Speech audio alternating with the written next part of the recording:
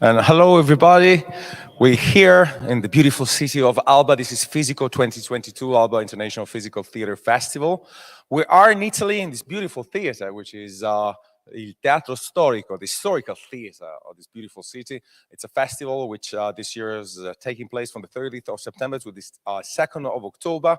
I'm speaking in English because the two official languages of the festival are Italian and English.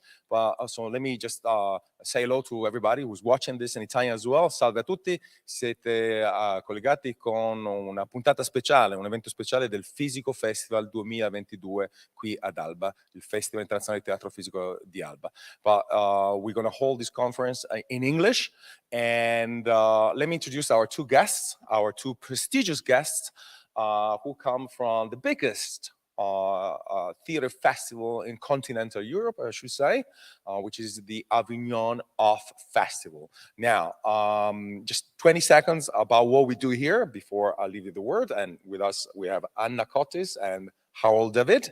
And our festival, it's a festival which is dedicated to physical theater, gesture and physical theater shows without words. It is international by itself in the very setting because all these shows are without text, so they are suitable for audiences of any nationality and age.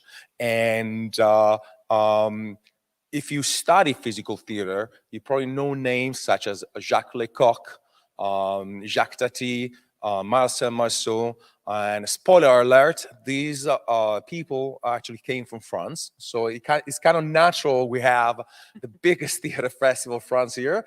And so there's a lot of French content in physical theater, at least from the theoretical point of view.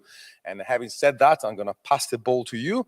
Harold is going to speak in French, and Anna Cottis, she's, and if I get the surname wrong, you can correct me.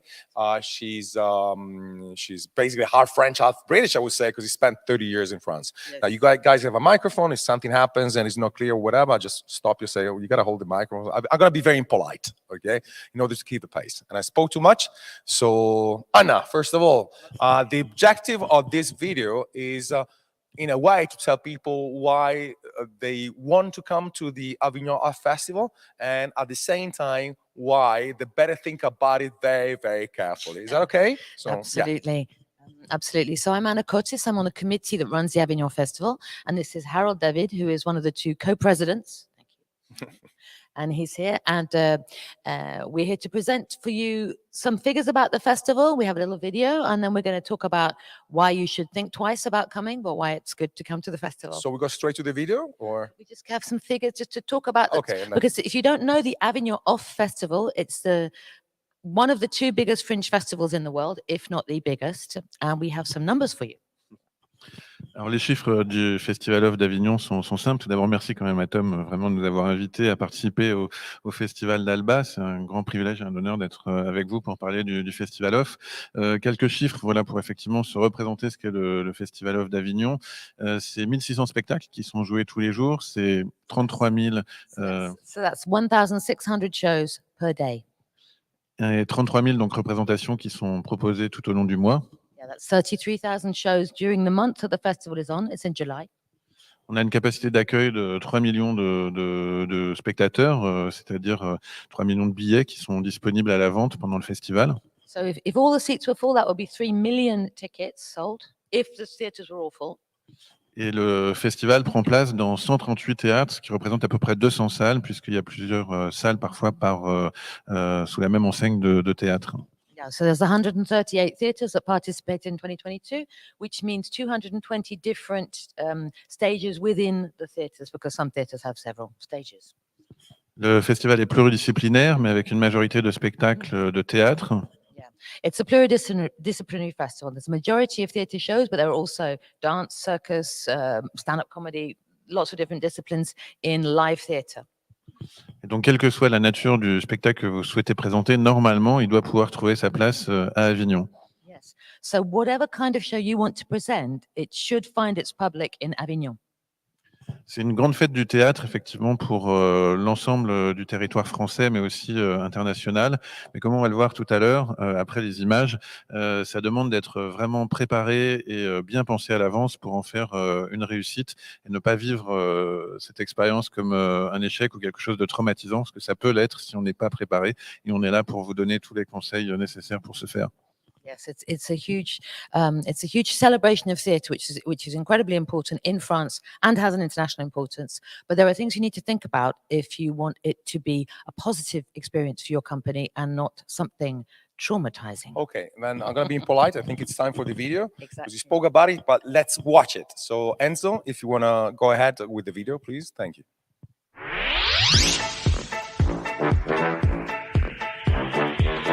Jamendo.com.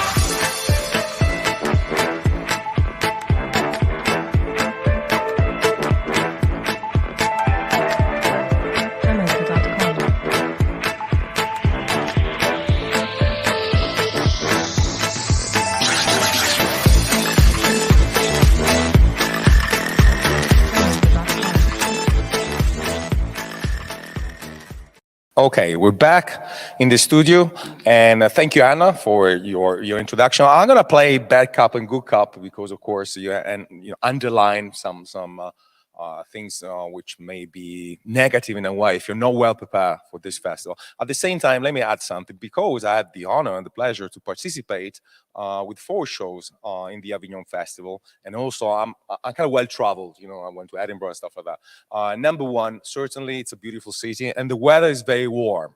Yeah. So that's number one compared to Edinburgh. Yes. Okay, so that's something. So it is warm, it is pleasant. As an artist, personally, I camp in Avignon. I don't sleep in the city. I like sleeping in camping sites. So that's something you can't do in Edinburgh, really. And that's number one. Number two, it is true, it is a lot of shows, but within this enormous number of shows, there are genres, and this is very important. So, for example, I was this year, and if you're looking for mimes, there was only one show, and then you're looking for clowns, and then you have 26 shows for clowns. And what I'm saying is there is an audience which kind of, there's a general audience, but there's also an audience that kind of looks for specific shows. Maybe they like dance or they like clowning and so on. So do not be afraid. Of course, it's a big investment, both in energy and money, and you're gonna maybe talk about that. But like I said, do not be just scared by the sheer numbers. Oh my goodness, so many.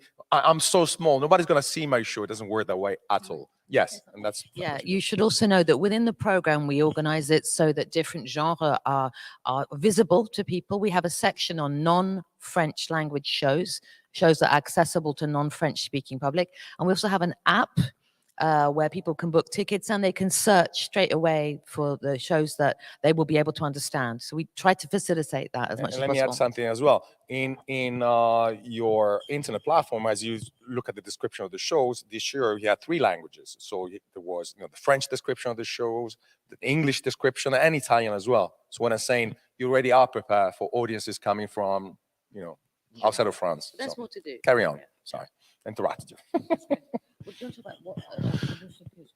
Oui, c'est important effectivement pour réussir son festival de se poser 2-3 questions avant et de savoir que le festival d'Avignon Off, c'est pas vraiment un festival en fait. C'est important de le dire.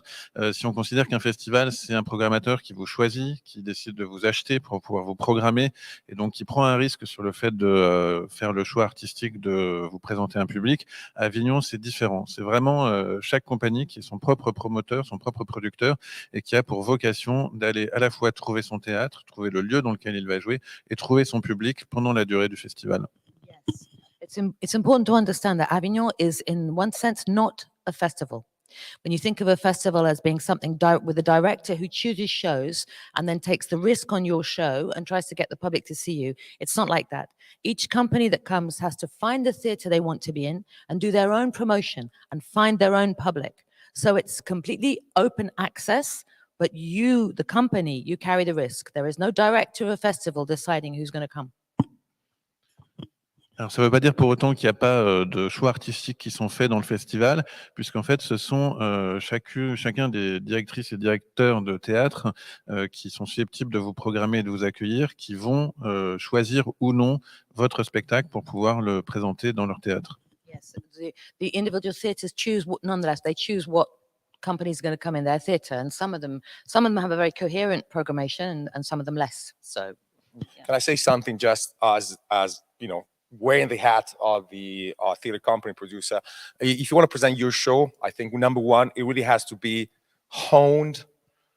You want to go there with the best show. You don't want to go there with something new. You don't want to, present a prototype in Avignon. You want to go there with the best of the best that you have. That's number one. Second, you got to really move on time.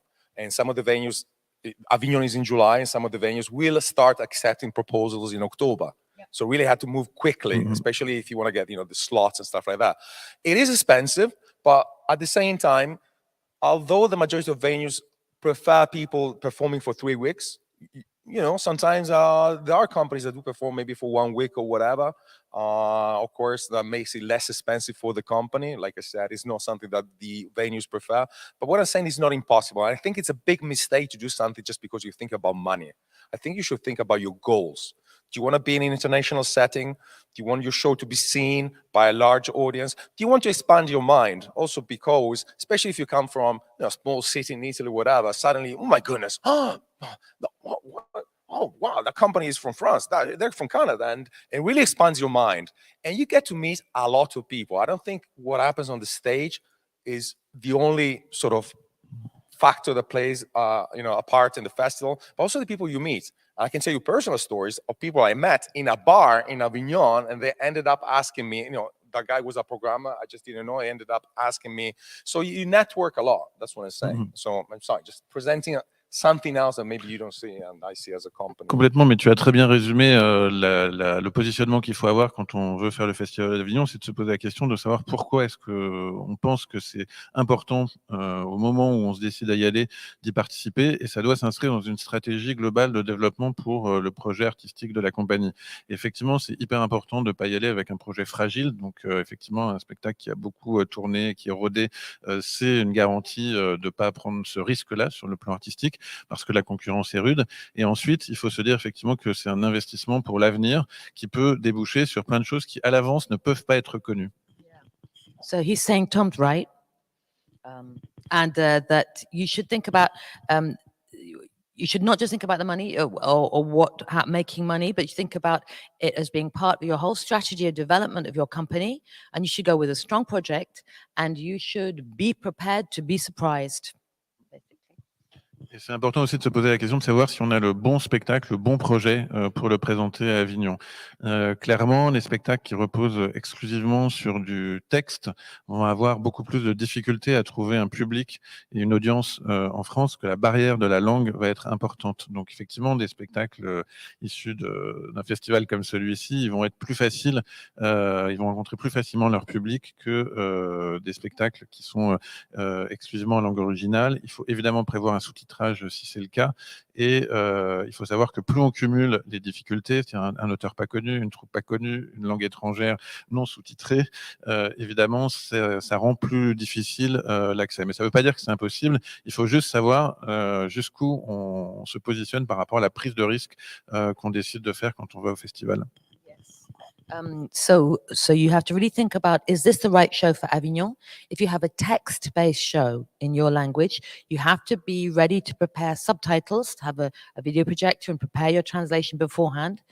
And also think honestly about the level of risk. If you have an unknown author, an unknown company in a language that is not French, you are accumulating the risks, and should really think about that very carefully. That doesn't mean you shouldn't come, you shouldn't do it, but you should know what you're doing.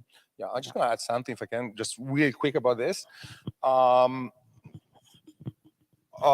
Sorry, my mind is rushing right now with things I have to say, and it's all. No, it's all right. It doesn't matter. No, but what I'm saying is, like I said, I was there 4 times, and during the show in Avignon, the moment you're on the stage, it's a moment of relief, because there's so much work to do before you are on the stage. I mean, you have no idea, especially if you've never done a big theater festival. It's putting up posters, it's flyering, is all sort of, it's even doing, maybe a short gig of your show on the street or stuff like that. I mean, it is really tiring. So you really have to, dose your energy. Just remind yourself that you're there. It's a marathon. This is not a sprint run. So you got to go there with a marathon mentality. What I can say, compared to other festivals, certainly compared to Edinburgh, is you really have access to programmers. I mean, there's lots of programmers that go to Avignon, not only French programmers. Now there was COVID and so on, but pre-COVID Canadians, people from Hong Kong, Korea, from all over. I think it's very theater oriented in a way. Yes, there is some stand-up comedy, whatever, but if I had to compare it to other festivals, Avignon really is theater. Okay, I would say. C'est 953 spectacles en fait de théâtre sur les 1600 qui sont présentés. 900 combien? 953. 953 theatre shows over the 1,500 and however many that was this year. And the last and not least, and we only have 25 minutes, and I'll let you, sorry, I don't want to monopolize the conversation, but really, in Avignon, it's a beautiful city in the south of France. And France is the country in the world with the greatest number of tourists every year, okay? So what I'm saying, you get an audience from all over. And in 2018, we actually came to Avignon with a show which was titled Brexit, okay? I think you get the story. And now 2018 is an important year because in 2018, France won the Football World Cup. Mm-hmm. Now, that day in Avignon, there was blood. Literally blood, okay, in like flowing all the venues because all the French-speaking audience was watching the final of the World Cup, okay. I mean, people like jumping off of windows and stuff like that but that day, because our show was in English, it was one of the 7 shows in English. We were sold out because we had people from, and I remember they were coming from Lithuania, Russia, Sweden, Belgium. We had a French teacher with 12 students that came to see the show. She was an English teacher, but like all over, I think Thailand, whatever. So what I'm saying is, it is a French festival, but with a cosmopolitan audience. That's my message. Sorry. Yeah, for sure. Et la chose importante que tu as exprimée, qu'il faut souligner, c'est que le moment où vous allez être sur scène, c'est donc le moment où vous allez faire votre métier d'artiste, mais c'est vraiment 2 heures par jour. C'est-à-dire que le reste du temps, Avignon vous oblige à être déplacé de votre posture d'artiste pour faire autre chose, de la promotion, de la communication, d'aller à la recherche du public. Et ça, il faut vraiment être prêt mentalement à le faire, parce que si vous arrivez comme dans un festival normal où on est accueilli en tant qu'artiste, là, ça va pas se passer comme ça, en fait. Vous allez vivre une autre expérience. Yeah, so it's true, absolutely true. When you get on stage, that's kind of a relief. That's where you want to be because you're an artist. And that is maybe maximum 2 hours a day. and you will be spending a lot of the rest of the day in a place that is not your center as an artist. You'll be going, looking for public, communicating with people, trying to meet people, trying to, and you have to be prepared for that. It's not like being in a festival where you're welcomed, you're well treated. You're like, it's really harsh. It can be really harsh, and you have to be prepared for that mentally. This sounds awful, Harold. Oui, c'est vrai que ça peut donner une image terrible du festival, mais en même temps, c'est parce qu'on est préparé à ça et qu'on sait que c'est ça qu'on va vivre que du coup, on peut être disponible pour toutes les choses merveilleuses qui existent, fort heureusement, dans le festival. Et la première, personnellement, en tant qu'ancienne compagnie et responsable de théâtre à Avignon, c'est la rencontre avec le public. Pas seulement le public professionnel, mais le public tout court. C'est-à-dire qu'il y a un public de passionnés de gens de théâtre qui adorent découvrir des spectacles, qui adorent être les premiers à faire la découverte que personne n'a encore faite et qui sont vraiment en proximité, en dialogue constant avec vous, si vous donnez la peine d'être disponible justement pour cette rencontre. Et ça, c'est un enrichissement, je trouve, quand on a dans un parcours d'artiste et de compagnie qui est absolument unique et formidable et que j'ai jamais vécu ailleurs qu'à Avignon. Yeah, that's true. So if you're prepared for this being displaced to another place in your artistic place, then it can be really, really good, because there is the meeting, as you say, meeting professionals, and there are people who come from all over the world to find shows in Avignon, particularly physical theatre shows. But there's also the public, because the public that goes to Avignon are people who love theatre. They adore it, and they want to find companies, find artists that are not well known yet. So you can talk to them in the street. You can say, "Can I present my show?" I'm just adding a thing. "Yeah, can I present my show?" And they'll be like, "Yeah, go ahead." Whereas if you're in the center of a large city, they'll be like, "No, go away. I want to do shopping." Yeah, they're there for you, and they want to see what you're doing. And that exchange is unique. Okay, we only have 4 minutes left. I'll just take from what you said 3 things. Number one, Avignon, everybody is going to help you in Avignon. You can walk inside restaurants and bars and say, "Well, listen, can you put up this poster and stuff?" It is almost unheard of. Somebody will tell you no, because the whole city knows this is a big event for the city of Avignon. And so, don't be afraid. Like I said, energetically, physically, it is very tiring, but people will give you a hand, and everybody's very nice. It's just like, okay, so that's number one. Number two, one thing I must say, it gets very hot in July, so be prepared to drink a lot of water. I don't think I ever drank so much water like in Avignon, because it gets incredibly hot. You have no idea. Okay, the theatres are air conditioned. The theater are conditioned, but it's the south of France, and like I said, number three, you gotta have fun. It's hard work, but you gotta enjoy the pain. So I think in a way it's a sadomasochistic experience.